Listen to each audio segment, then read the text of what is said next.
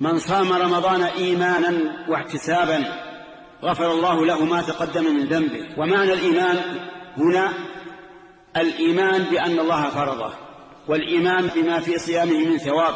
ومعنى الاحتساب أن الإنسان يحتسب على الله أجره في صيامه لهذا الشهر.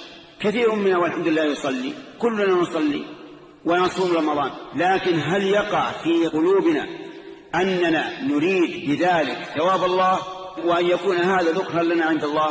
أكثر الناس بغفلة عن هذا.